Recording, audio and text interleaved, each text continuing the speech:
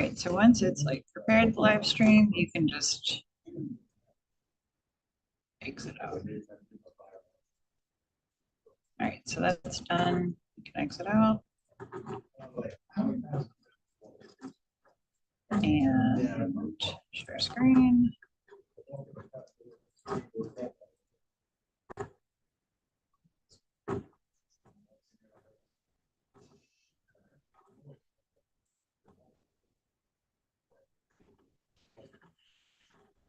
Great. Volume's on, all this, in line of people. Oh my gosh, Nancy Pater's on Zoom too. Hi, friends. Hi. How's it going? How's everybody? Hi, Are we Lindsay. all gonna go sledding? There's that great hill right behind, right into Galbraith Road. That would be fun. Oh, my kids have done the same thing when we've stuck in traffic and they're like, why can't you just go up the, I'm like, that's a steep climb. Yeah. Awesome. Well, welcome. Everyone have a seat.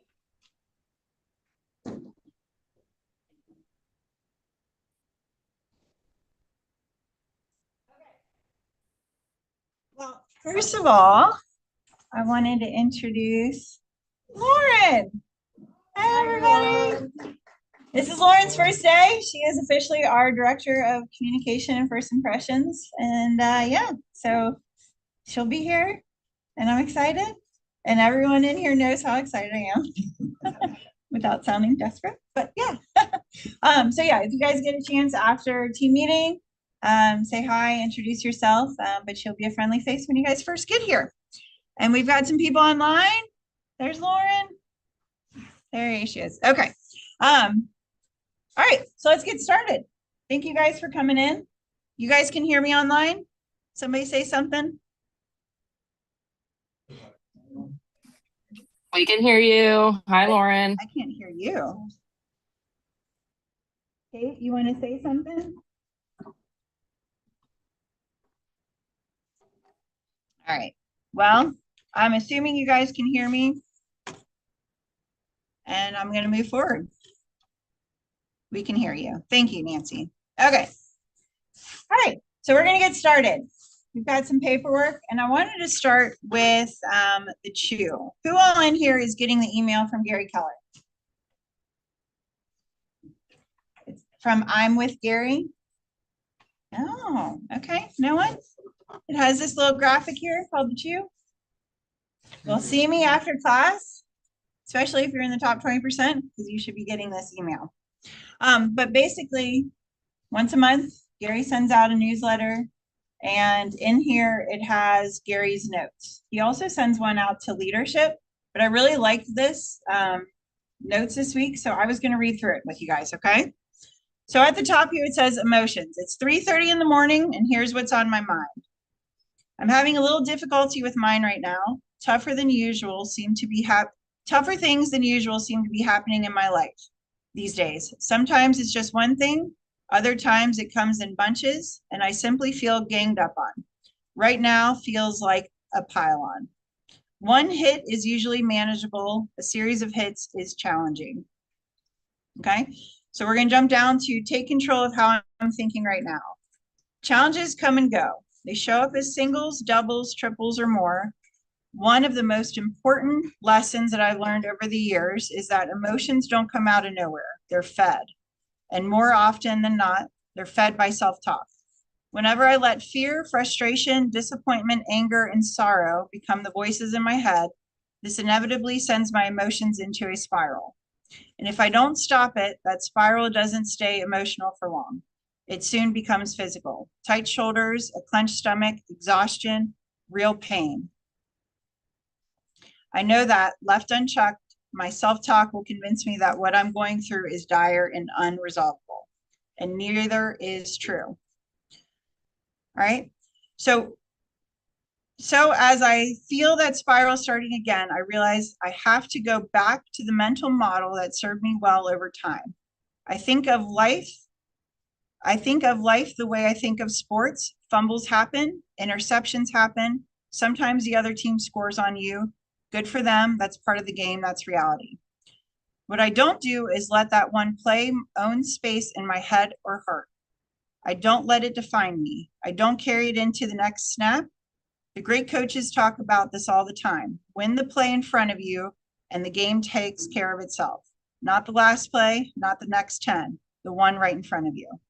That reminder once again grounds me. This is just a circumstance, and I'm still in the game, and it's never over until I say it is. Somewhere in the middle of all this thinking, another truth settles in. I don't need a new strategy. I don't need a new answer.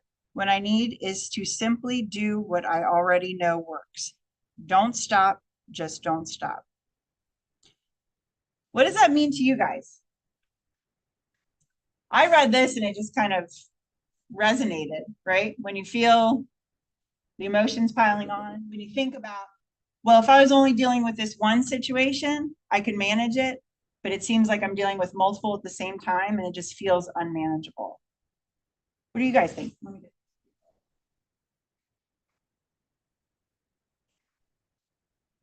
Anybody? I'll speak up. Sorry. Sorry, Sarah and I both have our laptops. So What was it, Celeste? Sorry.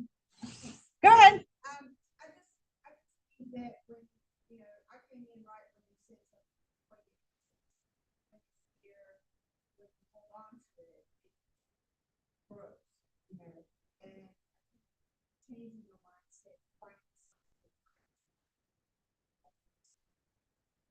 Absolutely.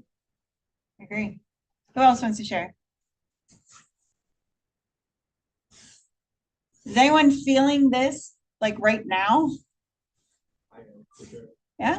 Yeah, but I think it is too, like, on Celeste's point, I would probably let more fear take over than anything, and that just spirals. It's funny how he says it, whenever it comes out of that, it's just the sorrow, the anger, frustration is exactly running out of fear. Mhm. Great. Who else wants to share?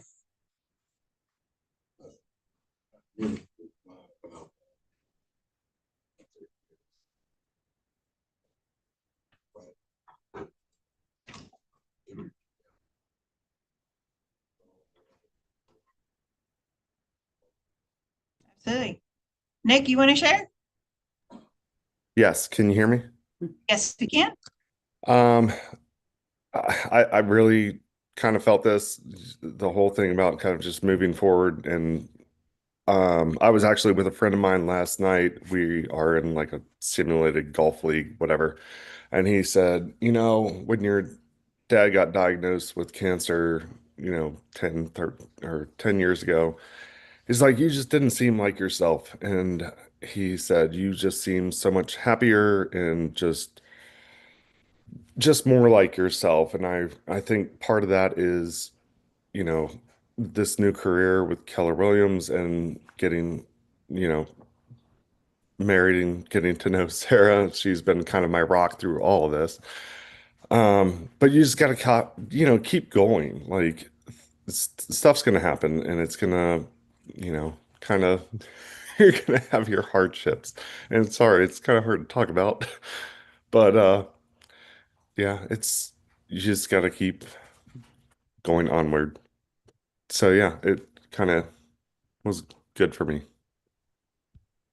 Thank you for sharing that. It's what I took from it is the piece where it says don't worry about the 10 plays ahead, or you, because I coached high school basketball and college basketball, and it was always, we had games where the teammates were already focused on the next game, but they weren't in the present where we're at right now. And that's important because you have to be focused and be in the present. And if you're focused more on the 10 plays ahead, because you use the football analogy, or if you're focusing on the next game, how are you going to actually finish what you're currently in?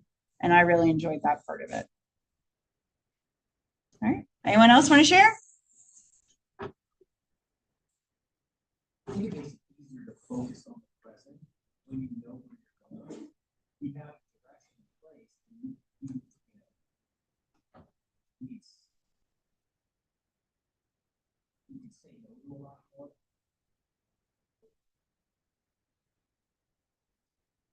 Yeah. Well, and that's why we set the 411, right?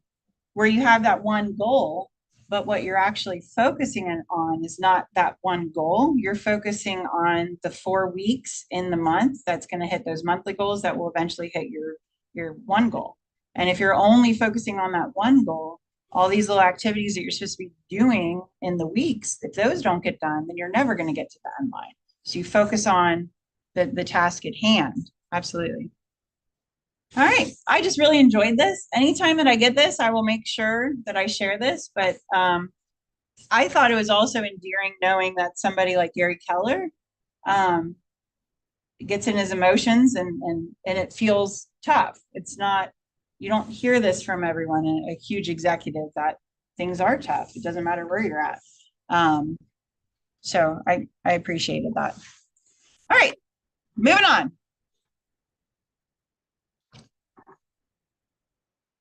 All right. Oh, we got some February birthdays. Nick Rulli online. You've got a birthday coming up. Mary just had, oh, Mary's birthday was yesterday. Happy birthday, Mary. I see you online. So if you guys see any of these, guys, make sure you say happy birthday. You got Chase, February 21st. Bo and my son have the same birthday. So my son's birthday's Friday.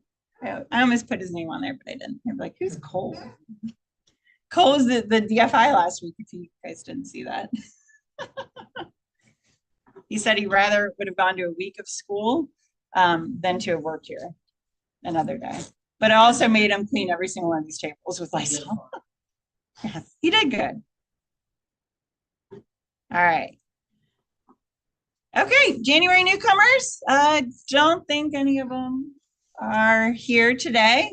But if you guys see any of these agents out and about, make sure you welcome them. Some of them are returning, and some of them are newly licensed, and some of them are on Peter's team. So that's exciting. And then these are our growth partners this month. These guys helped us grow. So wish them all the best. And I just see a typo in here. A bucket. They want to fill. And let's give me some energy. I know that's like maybe half of how many people are usually here. Energy. Ryan. Thank you. I tell people this all the time. Such a fantastic day, and there's nobody else like Oh. Oh, thank you, Ryan. So if you're planning on moving on. I'm not going anywhere. Trust me. Who else has a bucket to fill? Give me some energy, please.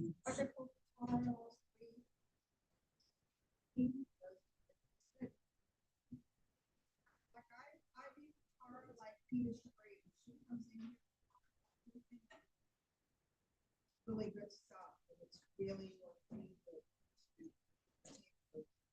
Yeah.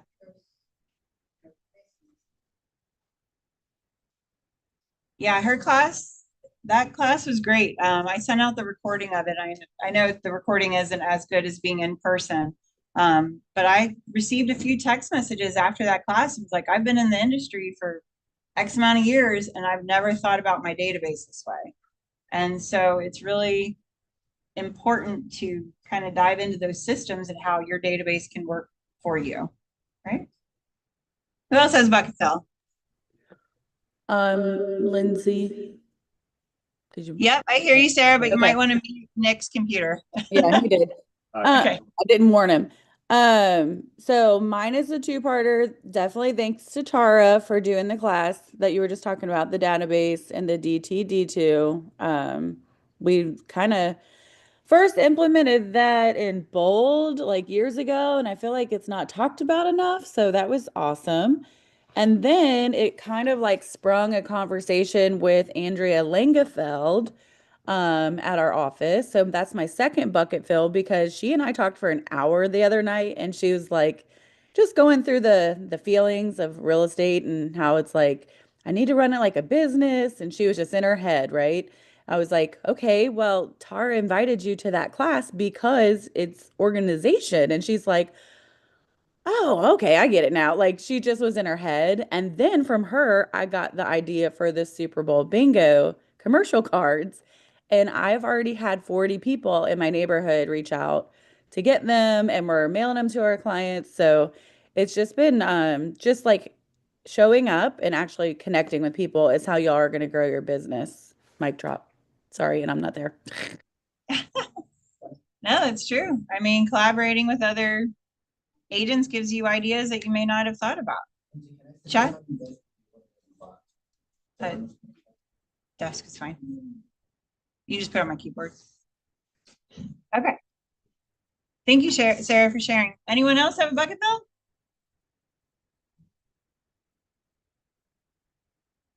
Anyone? All right, we'll keep on moving.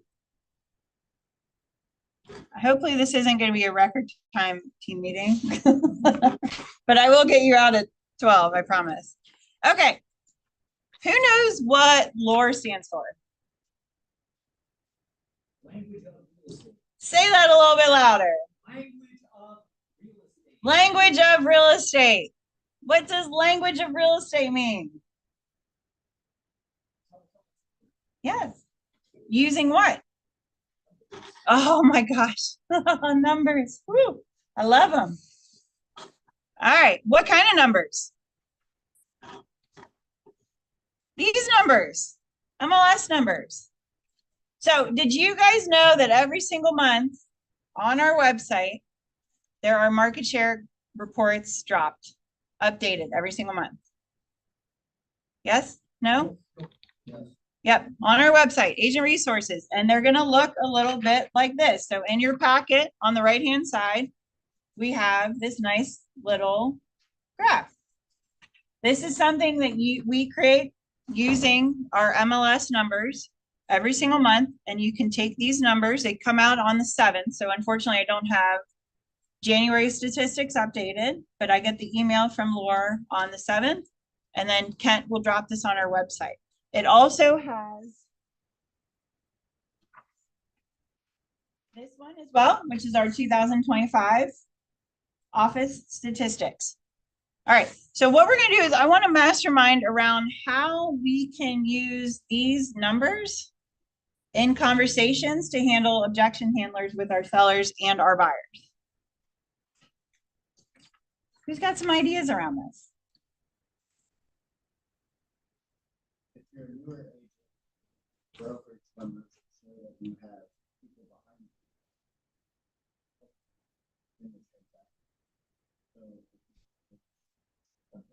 a never said how you can say, I'm doing, but you know,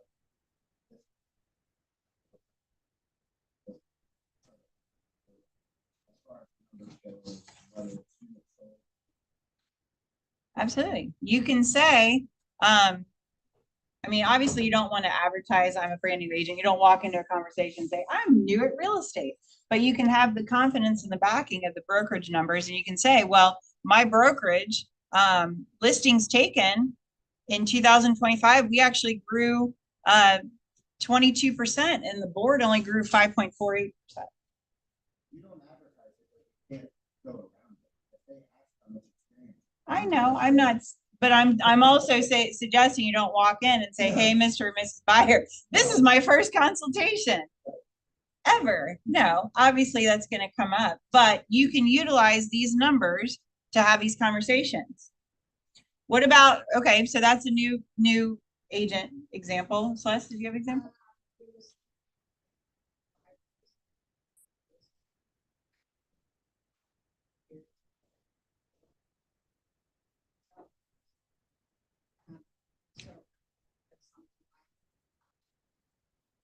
Yep, you add it in your packet. Yep. Now, what about how many people, and my dad is so guilty of this, he'll just call and the first thing out of his mouth is, how's the market doing? I'm like, Dad, first of all, you're calling me during work hours. Do you guys ever get that, just that question? What's going on with the market? How do you respond to that? You what? All right, great answer. What if they say yes?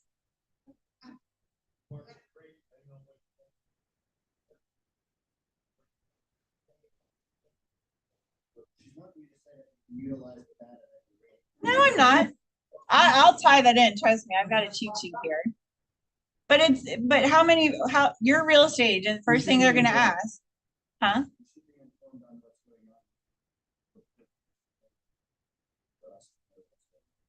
Yeah. Yeah, and this is just a one source. What are some other sources that you can pull data like this from? MLS? What else? RPR is one.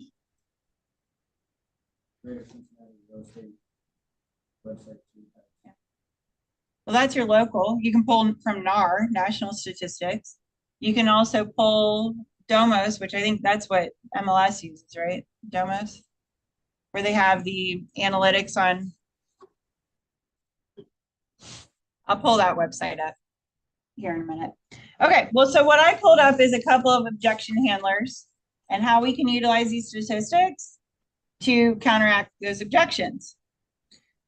So sellers, market slowing down. They don't want to necessarily list, right? Because we're days on markets going up, right? Are you guys getting those objections from sellers where they're not ready to list because they're afraid that days on market have gone up?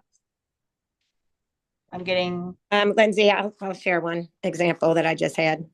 Okay. I do real estate part-time, but my goal this year is full-time. So anyway, I don't have personal numbers that knock people out of the water, but I had a listing appointment in Anderson last week and they were like, oh yeah, we'll wait till the summer to list, blah, blah, blah. Well, I'm a numbers person, so I love using numbers and statistics. But, the number of homes in Anderson that are for sale in the category her house would be in is like 0. So I told her, you don't have any seller competition. You don't have, there's no house like this available. So you do have a good opportunity to sell in February or March because there isn't anything out there. So I use that data from the MLS all the time, specific to the location that I am listing a house in. That's great, Nancy. Yeah, getting educated on that area and making sure that the seller understands, like they're going to stick out because there's not a lot of inventory necessarily in that price point. And I don't know about you guys, but like I've only been doing this is my 8th year. I've never had a seller or buyer ask me, how many homes have you sold? Like, because my numbers aren't, year after year, my numbers aren't huge. I'm not like a top seller, but no one's ever asked, how many homes have you sold? So it's just like really going in with confidence and going in. No other agent goes into listing appointments with a bunch of numbers like our office does. I don't believe our competition is going in with data all the time to give to our clients. And I give data to my clients all the time. Yeah, you come in prepared with the data when it comes up to objections, and then you can, numbers don't lie, and you can present them with that data to handle those objections. Absolutely. So I have a couple, thank you, Nancy, for sharing. I have a couple of Gemini AI prompts. Oh, you have no idea. My experience at the front desk is Canva and AI is my new friend, which is AI should all be your friends. Okay, so handling the market is slowing down, seller objection. So when a seller says, I hear the market is cooling off, you can use statistics here from our listings taken. So this says, when a seller says, I hear the market is cooling off, how can you use your 38% listing growth to prove that Montgomery, Keller Williams, Seven Hills is actually heating up while the areas might be lagging? So you can let them know, like, well, here's in the data, our office listings is up 38.15% compared to the MLS average of 12.53. So using this data here, I've highlighted on this screen right now everything that is for our office. So inventory is too low. Well, inventory is too low, but yet our brokerage has grown 22.4% in the amount of listings that we've had from 2025, 2024. Huh? Tell me about why you would say that. I'm gonna call you out on this, because I get this all the time where it's like, well, it's just the Chabris Group. Well, that's right. Well, they have 47 agents, which is almost 25% of our brokerage. But we're utilizing our brokerage as a whole statistically to showcase that our office is growing. And hello, Mr. or Mrs. Buyer or seller, these are our office statistics. And yet the entire MLS has only grown 5.4%, but our office has grown 22.4 because we're a brokerage. It's all of us. And I know Peter's team's growing, but our agent, if you look at our agent count has gone down, but yet our production has gone up. Our numbers here, we closed 1,700 transactions last year. That's up from, I believe it was only like 1,300. That many transactions we've increased. And our sales volume was 553 million in sales volume in 2025. And that was up from, I think, 412 million in sales volume. So that's not just Peter's team. Our brokerage itself as a whole has grown significantly, and we have a lot more agents who are selling more transactions and they're growing, which is good. And then you can take these statistics as a whole and present them to Mr. Buyer, seller.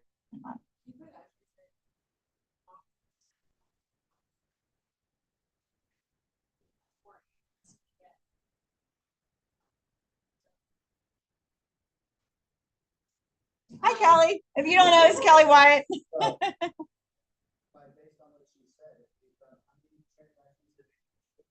1,700.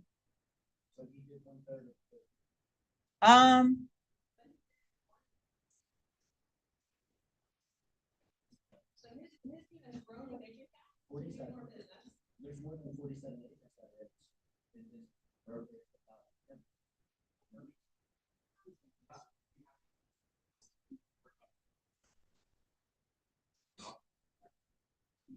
No, I agree. I'm not. So our The agents that stay, so there's people that buy. That's where you kind of find out like those people were less productive for the agents. Right. And so the ones that have stayed are growing with or doing more. And I'm saying that Peter's seeing all this. More agents, we did more as a whole entire group, we did more than less. Yeah. Yeah. And our like closings per agent have grown significantly. And yes, there's growth, but it's growth across the entire board with less agents. Yeah, we can break it down more, definitely. Okay, so again, all this information is available on our website.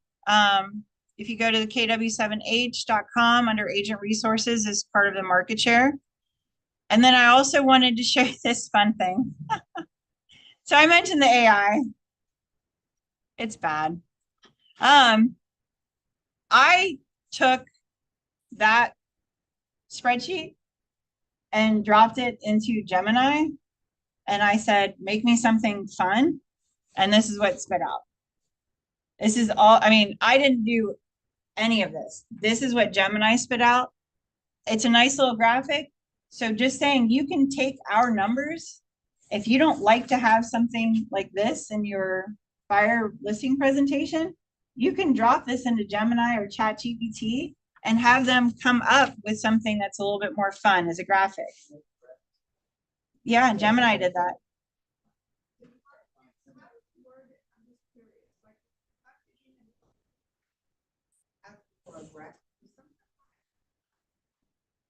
So I asked it to analyze the data to come up with these questions to objection handlers. And then it gave me a prompt at the end. It said, would you like me to turn this into a social media post? Because I made it as I deemed it as an attractive. I want the numbers to be attractive so that my agents look at them. And so And I can find the exact prompt I used and copy it and paste, but all I did is drop those physical numbers in there. And The it best popped. way to do it is to leave it open-ended. So like make it ask you more questions after every comment. Right, I think what I'm doing is specific, I think I'm gonna get what I want, so, yeah. Well, you want to be specific, but leave it open for him not to interpret, for the AI not to interpret what you're wanting. Like you want them to find to keep asking you questions. I just had an AI class with somebody else, and she said that you want to, the prompt needs to be specific, but you want to leave it open-ended so that it continues to ask you questions. Yeah. To where it will then give you that. But I mean, if you take this graph and make it a fun visual that I can show my clients, it would probably come up, it may not have the exact same thing, but it would come up with something similar to those numbers. Yeah, it's just playing around with it, kind of understanding, feeding it more information that will. Now, Kathy, so did you? I did this in Gemini. Mhm. To say. Yeah. You're the same. Yeah, and Gemini is included in your Google Yeah. KW email. All right, and then also, so just another way to educate yourself on the numbers. You can also get markets updates from KW. These are videos, they're economic, their economy, what's his name? Ruben. Jumps on here, but this, if you subscribe to here, they will send you all the new updated videos on what's going on in our industry, and it's important to educate yourself on this. Okay. About a 20 to 25-minute video that talks about the national numbers. Yeah. But it's a pretty good Yeah. And then just so you know, the vision speech with Gary Keller, which is on Monday, the 23rd. Ruben, Jay Papazan, Gary Keller get up and they dissect all the 2025 numbers. So we want to make sure that we're in here for that. Yeah, this is a monthly, recap. Okay, one other thing, you guys brought up AI. Part of that I'm with Gary email was talking about how 5 things to do today to be surfaced by AI tomorrow. So it's being consistent with your phone number, making sure that your phone number, your email, everything is consistent on all of your platforms. And Jason shot a quick video explaining this, so I'm going to show this video to you all.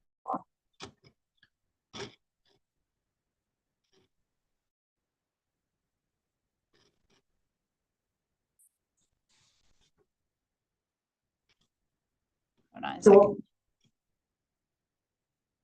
first on AI, people say, who should I use in Austin, Texas? I wanted to say my name.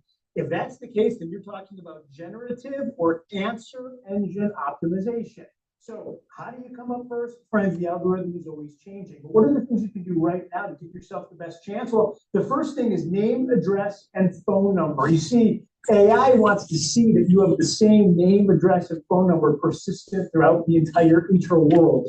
So get into ChatGPT or Grok or Perplexity and say, show me all the places that my name, address, and phone number show up online when it turns to real estate. And it's going to give you a list of places. You need to go and make sure that it matches everywhere. Whether you realize it or not, all these third-party aggregators have given you profiles on their pages. You need to go claim them and make sure the name, address, and phone number matches. Then you have your bios. Get into your bios. Make sure there's no salacious claims. A salacious claim is anything that can't be backed up with data. So if you say, no one knows an area better than you, gang, if that's not the case, then try to say stuff that has actual data to go with it. AI loves that. Now, when you think about data, there's 2 ways. You have empirical data and you have testimonials. And testimonials are important. Think of them as reviews. You want to have them in 2 places. Number 1, on Gemini, Google reviews. Those are still king and queen. Have them there, but then copy and paste them and put them into your bio page. So if you say Jason's the most trustworthy agent, you have a bunch of reviews that say Jason's so trustworthy, that actually will help you. Then get into your frequently asked questions.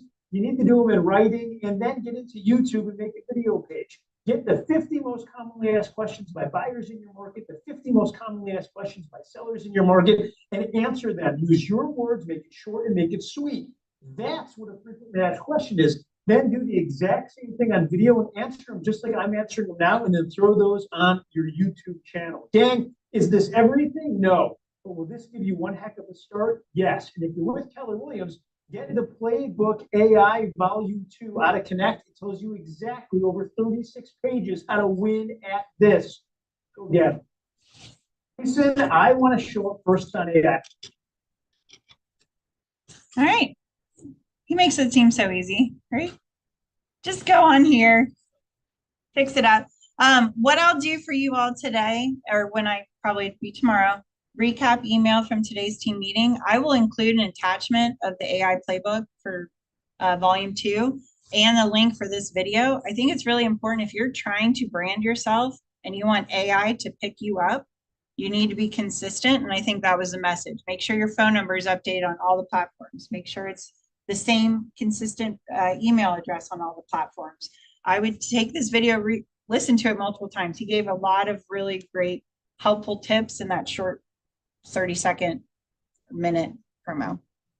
Questions on this? Ahas? Lindsay, online last year, and Chad's gonna be like, she's never gonna let this down. Last year when we had the ALC advance and we went to Lexington and we had Jason as our guest, and Chad honestly started like getting me more interested in AI. I was like being a old timey and didn't want to deal with it. And he was just saying like all the stuff he was doing. So I started getting interested. And at that ALC advance, I asked Jason Abrams, the man himself, what should we be doing with AI right now? And I don't know if I caught him off guard or what, but he said absolutely nothing. And here we are a year later, and they are like hammering it. So if you're sitting here and thinking, I don't want to do this, you're going to be behind because this is already a year later. Well, and it's funny is because there's one consistent in real estate, and that it's always changing. It's always changing, always evolving. And, you know, last year's answer may not be this year's. So thank you for bringing that up, Sarah. It is our reality now, and consumers are going to use AI to search for real estate agents. And so we have to be on top of it. The one way to help with AI with the clients is to let them know the AI, like summarize your reports and things of that nature. It kind of gives them to help them do their due diligence. And it doesn't hurt you. I think where people get this AI thing is like doing all your AI stuff and you're not you or not and you're just throwing AI numbers at people, then your clients feel like they're being lied to if you don't let them know that. Like I've been using the AI since last year at the ALC. I was doing it before that to summarize all my seller reports. So the RPR selling report that you get, that's either 17 or 25 pages or 30 pages of information that your clients visits for turns into one PDF file that you take and show them at the very beginning, like, hey, this is all I did with this report. You can put this report into AI yourself and ask it any questions. Here's this as you're selling your house. And I think that helps because I listened to the AI podcast from the Millionaire Real Estate Agent. And the guy that was on there, he's an attorney that uses AI for all of this stuff, and it wasn't on Melissa. I can't remember what it was, but he's one of the leading AI experts as well. And he was saying that as long as your clients know it's not a bank, it's where you try to hide it and make it like it's you doing all of the work, and then it comes to. Yeah, no, that's good. Who else wants to share an aha? Lindsay, can you repeat what or summarize what was just said? It was kind of in and out. Yeah. So Chad was essentially saying that being transparent with your clients and utilizing AI is a good thing, letting them know that you're taking he uses the seller reports from RPR and summarizes them and gives them to their clients. He also mentioned that because he's being transparent about using AI, it gives their clients permission to also utilize it. And I think he mentioned it was kind of frowned upon agents using AI, but the reality is it is a great tool. Okay, thanks. Anyone else? Oh, we can get some energy, except for there's pizza coming, which means that's where your energy goes away. All right, we'll keep on moving. I'll send all this out in the recap. Okay, next are photos. I think they're here doing photography, so I'm gonna skip this. All right, family reunion digital experience. We will be showcasing all the classes in here. On the training calendar, you guys, there is the one social media con is on Sunday. So it's right here. It didn't fit on the page. Otherwise it would have looked really small. But as soon as we get the times and everything, I will promote that out. But the Market Center has paid for the digital experience. You can only use the link once. So we're going to have it in here. You guys don't need to pay for it yourself unless you would prefer to watch it at your house. But we want to get people in here watching the social media con, which is on Sunday. Gary's vision speech is on Monday, the 23rd.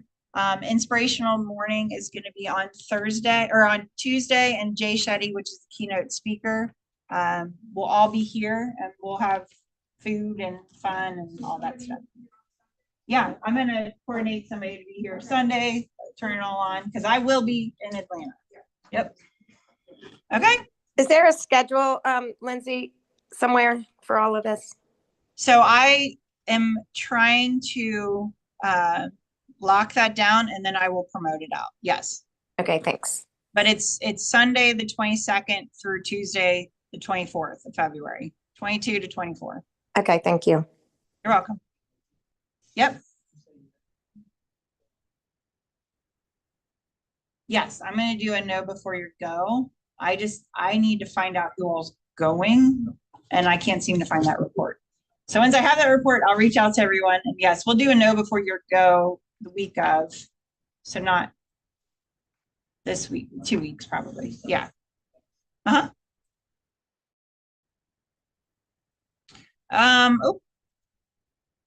Chad mentioned this Millionaire Real Estate Podcast. If you're not listening to these, you should subscribe to the weekly newsletter. You'll get all the up-to-date new videos. It's just really good content. So make sure you get, and they send you the recap. Yeah. Yep. There's usually like a one-page playbook out of each one of them. All right. And then social media posts, if you want new year, new post. Right now, the January posts are still in there. The February one should come out here soon, but that hyperlink will take you there. And I need with 10 minutes left. Okay, we're gonna do I need. I'm gonna start with anyone that's online. Does anyone online have an I need? I do. Okay, what do you got? I have a couple. I need some up to probably 3 million in Mount Lookout, Columbia Tusculum, Hyde Park area.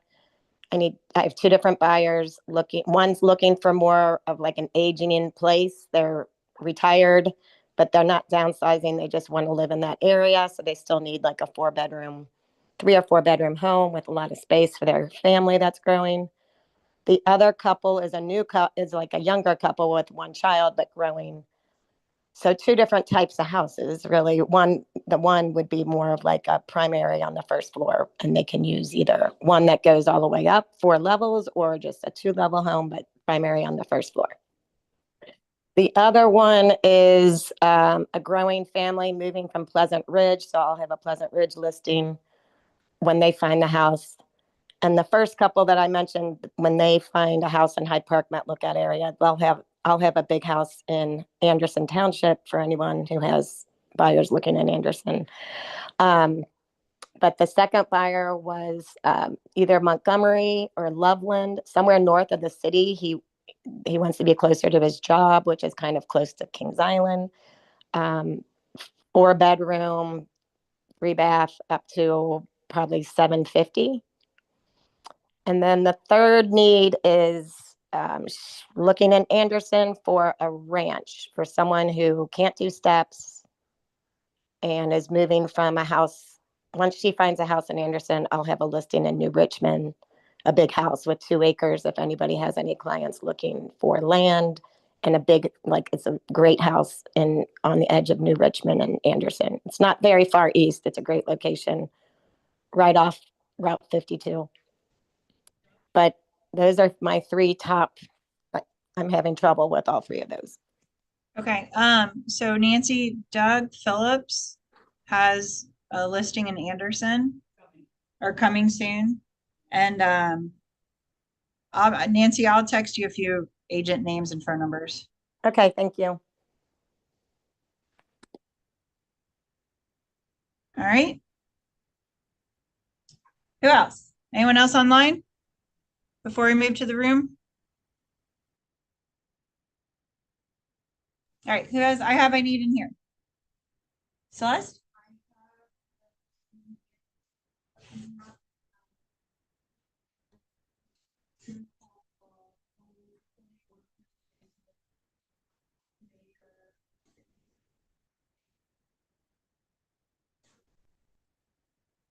So Celeste has a listing in Batavia, 3-bedroom, 2.5 bath, or Amelia, sorry. Listing in Amelia, 3-bedroom, 2.5 bath, half an acre.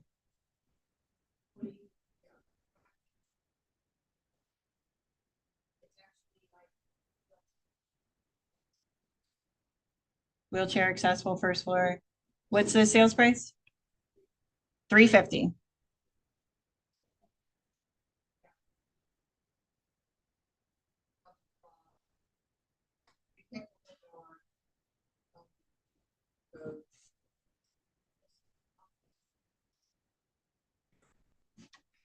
All right, Kendall?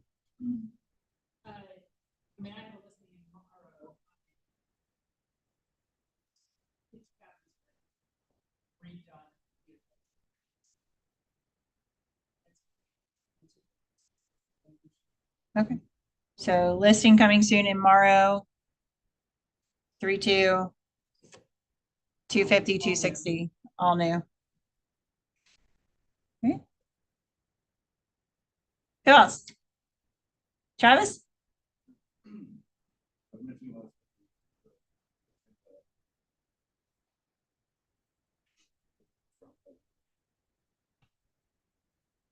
Three two in Batavia, going live. What's the price point? What was it? 260, 2 to 3 weeks. Else? I have the Deer Park. The listing coming up, it'll be live, next Friday.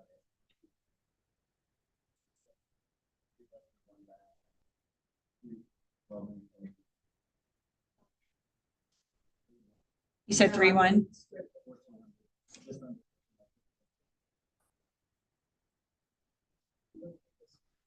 Chad Warman has a listing coming up in Deer Park, 270,000, 3-1. Basement. Yeah. I mean, you could, I don't know if it's finished. It's a storage. You know what I mean? It's not falling out.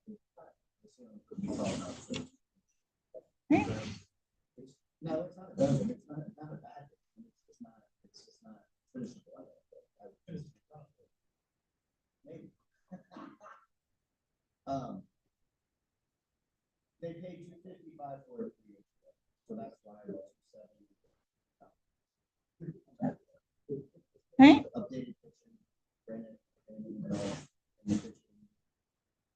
light fixtures, all the fixtures. Right. She bought it at Starter Home and now. Maybe not. Around the ball. Okay. Who else? Anyone else?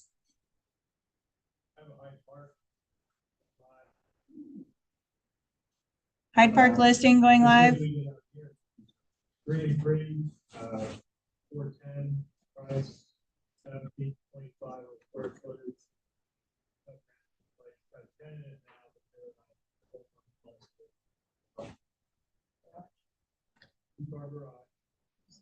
So Mark has a listing coming live in Hyde Park, 410,000.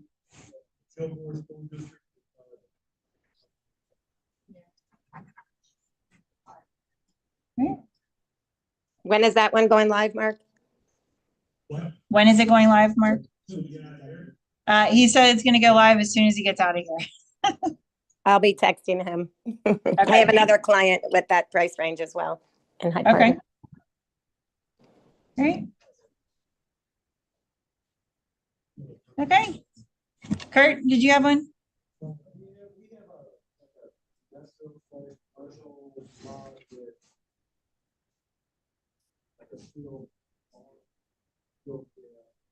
Commercial property?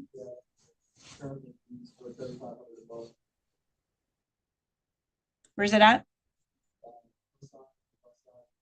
Hillside?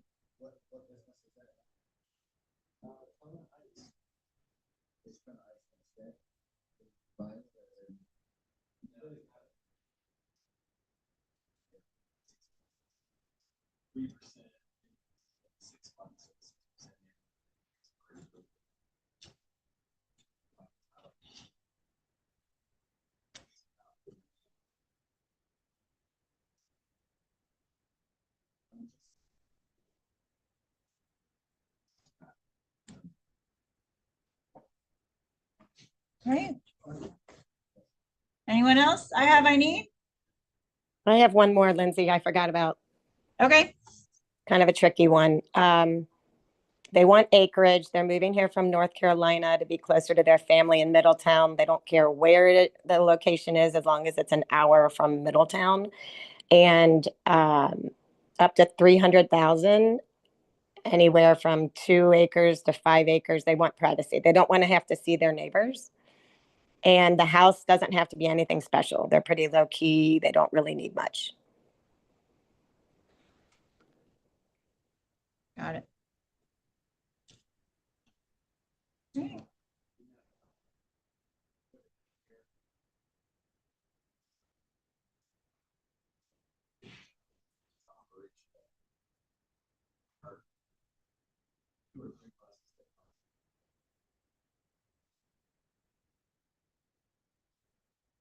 We've got a daycare. Where was it located?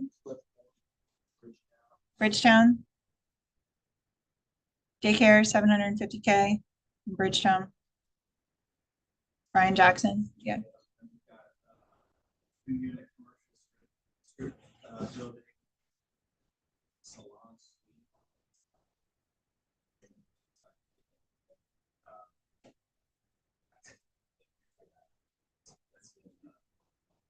In North College Hill, 2-unit commercial with a salon suite, 350K. And you said, where was the location? I'm sorry. North College Hill. Thank you. And we have a 2-family that backs up to Country Club. Oh, We listed at 290, but bring it off for 260s. That's an area that's got.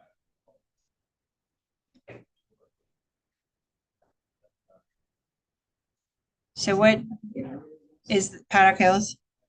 So 2-family backs up to Makatiwa Country Club. Yeah, I'm not spelling it. Yeah. 290, 2-family, Paddock Hills.